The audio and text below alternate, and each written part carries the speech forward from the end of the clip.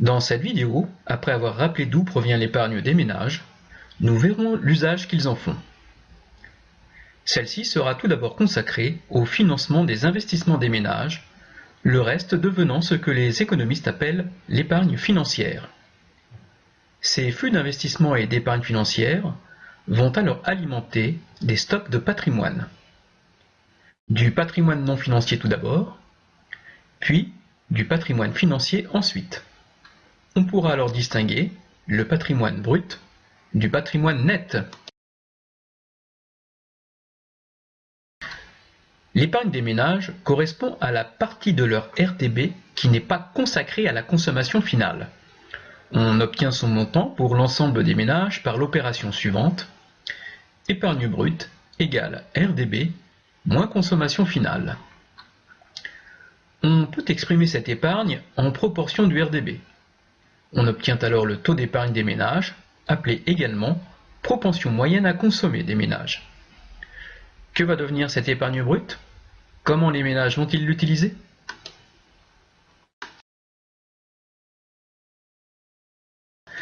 L'essentiel de cette épargne des ménages servira à financer des investissements.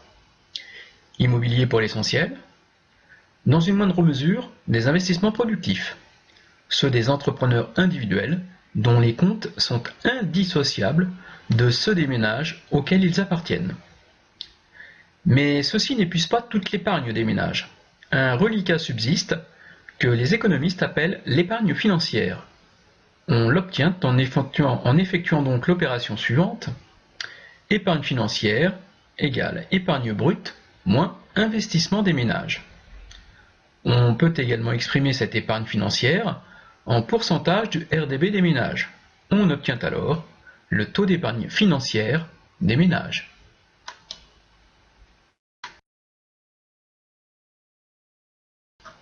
Le RDB, la consommation finale, l'épargne, l'investissement, l'épargne financière sont considérés par les économistes comme des flux, c'est-à-dire des quantités mesurées au cours d'une période. Par exemple, le salaire est en général perçu tous les mois par certains ménages.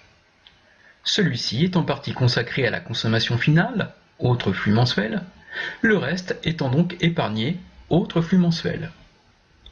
Nous avons vu que cette épargne servait à financer des investissements, autre flux, le reste devenant de l'épargne financière, encore un flux. Certains de ces flux vont au fil du temps s'accumuler. À un moment donné, on pourra donc faire la somme de ces flux accumulés. C'est ce que les économistes appellent des stocks. Les flux d'investissement et d'épargne financière vont donc s'accumuler dans des stocks qui vont constituer ce que l'on appelle le patrimoine des ménages.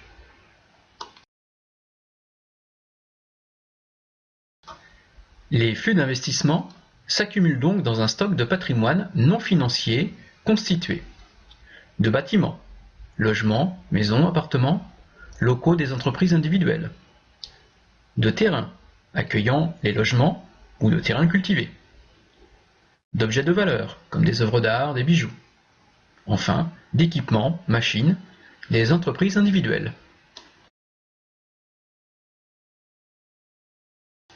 L'épargne financière s'accumule dans un stock de patrimoine financier constitué de numéraires, pièces et billets, mais surtout comptes à vue à partir desquels sont utilisés les chèques et les cartes de paiement. De placements sur des comptes de dépôt, comme le livret A, le livret jaune, le livret développement durable, le livret d'épargne populaire, qui rapportent des intérêts alimentant le RDB des ménages, revenu primaire. De titres de créance. Les ménages peuvent prêter de la monnaie sur les marchés financiers à d'autres agents économiques, comme l'État ou des entreprises. En échange de ce prêt, ils détiennent des reconnaissances de dette émises par ces emprunteurs.